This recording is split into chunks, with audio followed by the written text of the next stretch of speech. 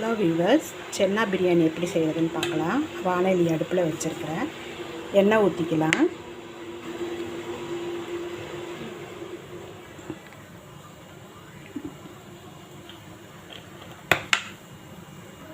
எண்ணெய் காஞ்சதுமே பட்டை, கிராம்பு, ஏலக்காயெல்லாம் போட்டுப்போம்.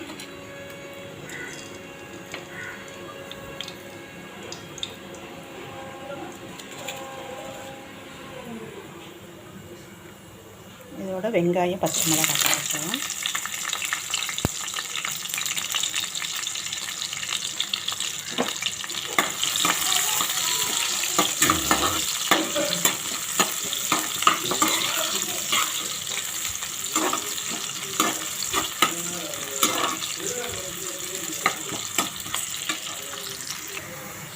நல்ல கோல்டன் ப்ரௌன் கலரில் வந்துருச்சு வெங்காயம். இப்போ இஞ்சி பூண்டு போட்டுப்போம். 2 ஸ்பூன் இஞ்சி பூண்டு.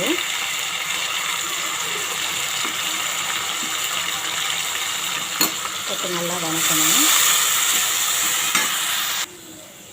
இதில் புதினா, கொத்தமல்லி, பட்டை, கிராம்பு எல்லாம் போட்டு, பச்சை மிளகாய் எல்லாம் போட்டு அரைச்சி வச்சுருக்கேன். இதையே அதில் ஊற்றிக்கலாம்.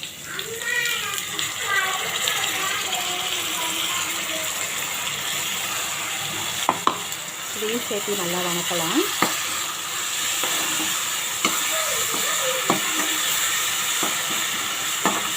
பச்சை வாசனை போகிற வரைக்கும் வதக்கிக்கலாம். இது கூடயே தக்காளி போட்டுக்கலாம்.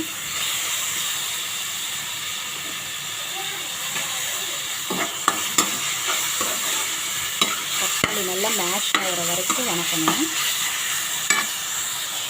உப்பு போட்டுக்கலாம்.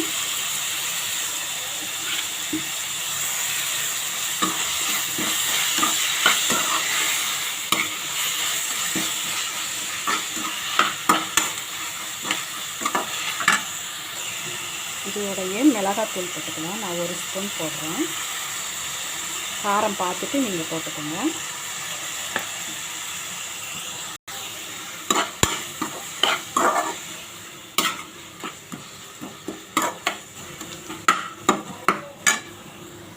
இங்கே சென்னா வேக வச்சுருக்கிறேன். நல்லா பூவாட்ட வெந்துருச்சு சென்னா.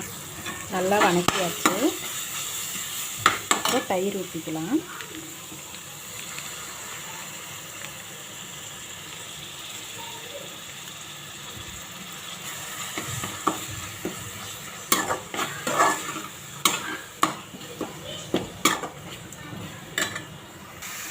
நல்லா வதங்கிருச்சு. பச்சை வாசனை போக வதங்கிருச்சு. இதில் சென்னாவை, வேக வச்ச சென்னாவை ஊற்றிக்கலாம்.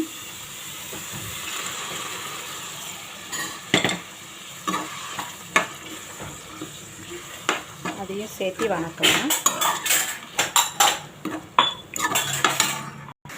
இப்போ தண்ணி ஊற்றிக்கலாம்.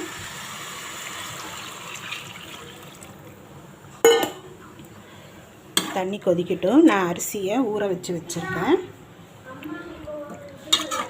கொதிக்கட்டும். கொதிக்குது, நல்லா கொதிக்குது. இப்போ இதில் அரிசி போட்டுருவோம்.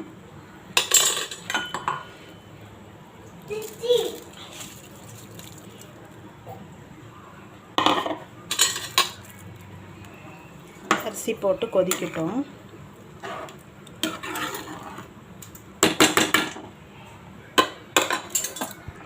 நல்லா அரிசி கொதிக்கட்டும். கொதித்து சுண்டி வந்ததுமே தம் போட்டுட்டோம்னா 10 நிமிஷத்தில் இறக்கிடலாம். இப்போ கொதிச்சிருச்சு.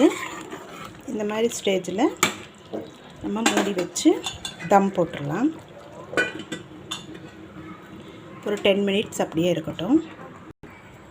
பிரியாணி ரெடி. சென்னா பிரியாணி ரெடி ஆகிடுச்சு.